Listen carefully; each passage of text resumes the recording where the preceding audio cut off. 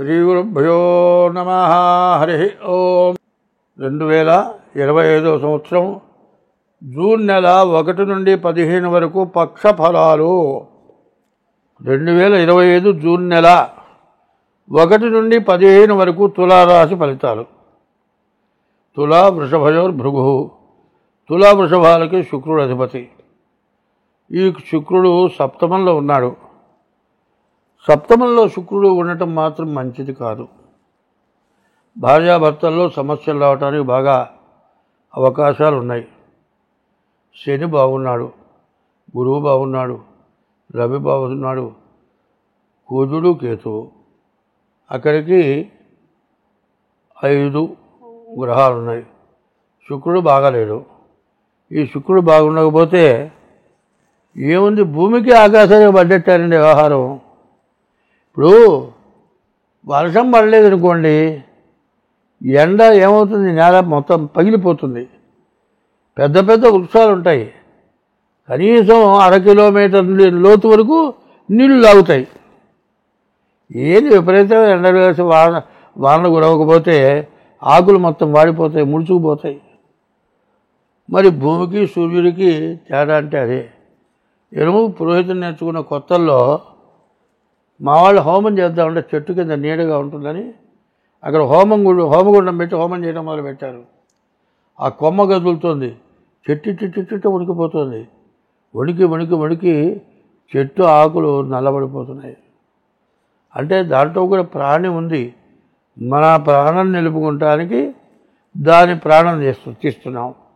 చూడండి, మధ్యలో కింద భూమి, పైన ఆకాశంలో సూర్యుడు. ఆ సూర్యుడు వేడి పెరిగినా, కిందలో భూమి నీరు తగ్గినా చెట్టు పోతుంది. ఈ చెట్టుకి మనిషికి ఏమైంది? చెట్టుకేమో బొగ్గు పులుసు వాయువు కావాలి, మనిషికేమో ప్రాణవాయువు కావాలి. ఎండ ఎక్కువయ్యి వాన లేక చెట్టు ఎండిపోయి గాలి రాకపోతే మన గతి ఏందండి? ఏం తింటా? గడ్డి తిన్నా తానికి కూడా దొరకదానికి. ఏం తిన్నా చల్లదనం కావాలి, తాగడానికి నీళ్లు కావాలి. కింద భూమిలో నీళ్ళు ఎండిపాయా, సూర్యుడు ఎండ ఎక్కువైపోయా, చెట్లేమో వాడిపాయా, మరి చెట్ల నుంచి గాలి రాకపోయా, తాగడానికి నీళ్లు దొరకపాయా. ఏం చేస్తావు? ఎన్నాళ్ళు బతుకుతావు నువ్వు? నువ్వు బతకాలంటే ప్రకృతి మన్ని కటాక్షించాలి. ప్రకృతి ఎవరు? భూదేవత. మరి మనిషికి ప్రకృతి ఎవరు? స్త్రీ. ప్రకృతి ఉత్తమ స్త్రీ. ఇప్పుడు ఏమంటున్నారు? నువ్వు బీటెక్ చదివావు, నేను బీటెక్ చదివా, నేను ఎంటెక్ చదివా, నువ్వు ఎంటెక్. నేను గిన్నెలు కడుగుతా, నువ్వు అన్నం ఉండు. నేను గుడ్డలు కడుగుతా, నువ్వు ఆరేసి. నేను కడుపుతూ ఉన్నా, నువ్వు పిల్లలు పెట్టమంటే ఎవరి పని వాళ్ళే చేయాలి. కాబట్టి అహం ఎట్లా ఉంటుందంటే, నేనే, నా అంత వాళ్ళు లేరు. శుక్రుడు లేకపోతే మొత్తం సర్వం మంగళం. జుట్టు కూడా మిగతా అక్కడ ఊడిపోతుంది. జుట్టు మనిషికి అలంకారం. జుట్టు నీళ్ళు లేకపోయా, తాటగా ప్రాణవాయువు లేకపోయా, ఎండ ఎక్కువైపోయా. చూడండి, వెస్టిండీస్ జుట్టు చూడండి, బాగా కొబ్బరి పీచులు అయినట్లు అయినా కూడా రాదు. అక్కడ ఎండ ఎక్కువ, వానలు తక్కువ, ఎడారి ఎక్కువ. అటువంటి చోట్ల శరీరం బరగుండు శరీరం కంటే మందంగా ఉంటుంది, నల్లగా ఉంటారు.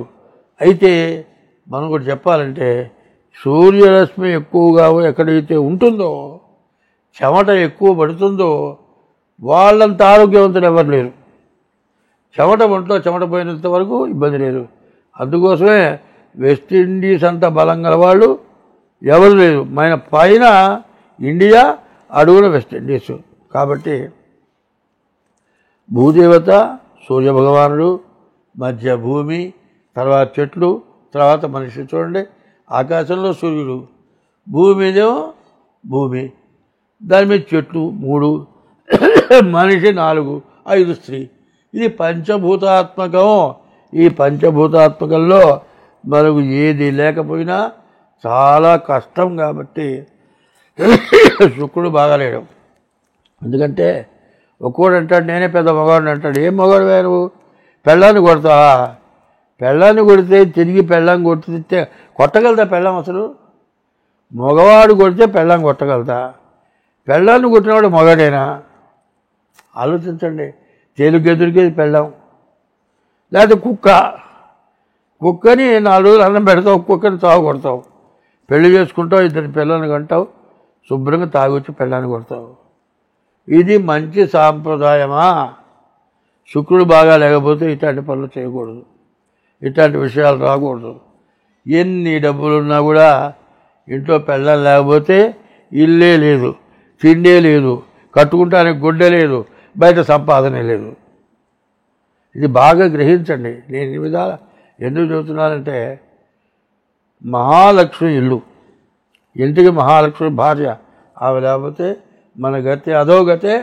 గురువు బాగున్నా, విద్య బాగున్నా, బుధుడు బాగుండే వ్యాపారం సాగించినా, నేల బాగుండే పంట పండించినా, నీవు తలకాయ లేక ఎదవ పనులన్నీ చేసినా, ఆ శుక్రుడు బాగుండకపోతే నీ బతుకు అధోగతి. ఇది బాగా గుర్తించండి. ఇక్కడ సిక్కులు ఉన్నారు, ముస్లిమ్స్ ఉన్నారు, హిందువులు ఉన్నారు, క్రిస్టియన్స్ ఉన్నారు, అరబ్బీస్ ఉన్నారు, ఏమండి మహారాష్ట్ర వాళ్ళు ఉన్నారు, మరి కర్ణాటక వాళ్ళు ఉన్నారు. అన్ని రాష్ట్రాల వాళ్ళు ఉద్యోగం చేస్తున్నారు. కొన్ని అరబ్బీస్ దేశాల్లో ఒక హిందూ బతకాలంటే చాలా కష్టం. పాకిస్తాన్లో అమ్మవారు, శారదా అమ్మవారి గుడి, అది శంకరస్వాముల వారు ప్రతిష్ఠించిన గుడి. అక్కడ హిందువులు ఉన్నారు.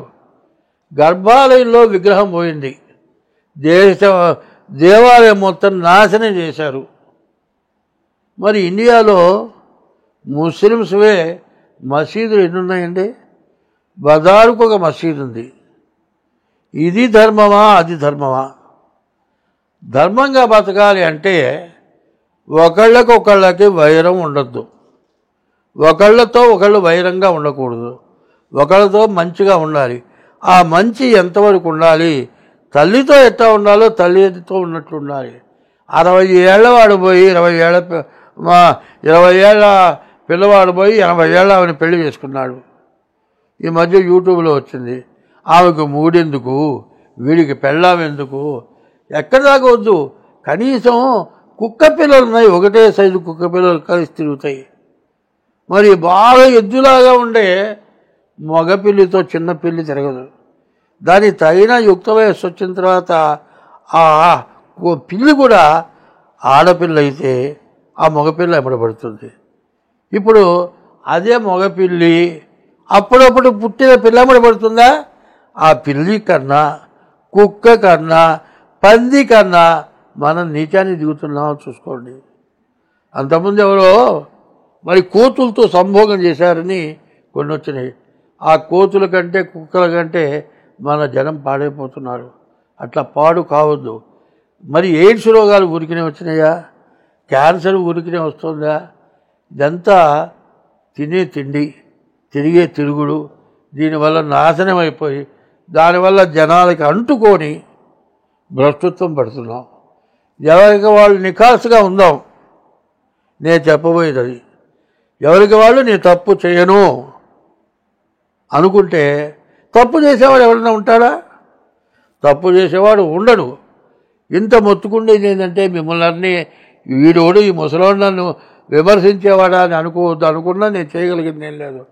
ఇప్పుడు ఏ వయసు వాళ్ళు ఆ వయసుగా ఉండండి. ఆడవాళ్ళు ఒక రకంగా ఉండి, మగవాళ్ళు ఒక రకంగా ఉండండి. ఎవడి పెళ్ళంతో వాడు ఉండండి, ఎవరి ముగ్గురితో వాళ్ళు ఉండండి. వంకాయ కూర ఒకటి ఉంది, టెంకాయ కూర ఒకటి ఉంది, తర్వాత దొండకాయ కూర ఒకటి ఉంది. దొండకాయ వంకాయ అవుతుందా? వంకాయ టెంకాయ అవుతుందా? టెంకాయ కొబ్బరికాయ అవుతుందా? కాకరకాయ అవుతుందా?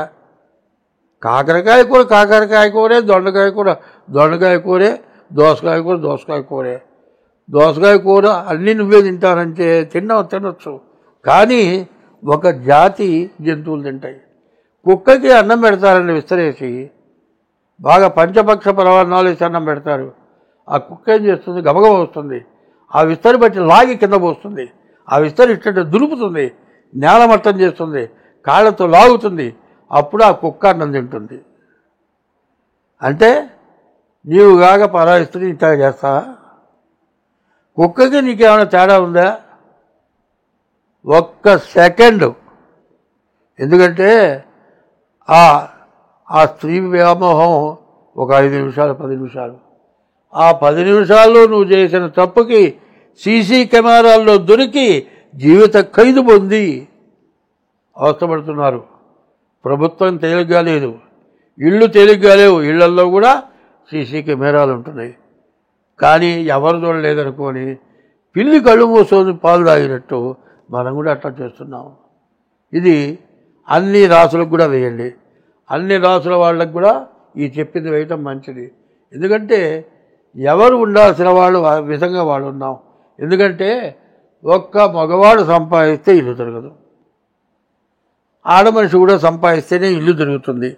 ఈ ఆడమనిషి మగ మనిషి ఒక్కచోట ఉద్యోగం చేయడానికి కుదురుతుందా? కుదరదు. మరి అక్కడ మగవాళ్ళు కొంతమంది ఉంటారు, ఇక్కడ మగవాళ్ళు కొంతమంది ఉంటారు. ఈయన్ని చూసి ఆమె ముడబడి, ఆమెను చూసి ఈయన ముడబడి, కన్న పిల్లలు వదిలిపెట్టి, తల్లిదండ్రులను వదిలిపెట్టి, ఇల్లు వాకిలు వదిలిపెట్టి, ప్రేమపుత్రులం మనం ఎవరేమన్నా ఇక వినం అని ఎగిరి ప్రేమ పక్షులు వీళ్ళు. ఈ పక్షులు ఏమైపోతాయి తెలుసా? చివరికి రెక్కలు పోయి నాశనం అయిపోతున్నాయి.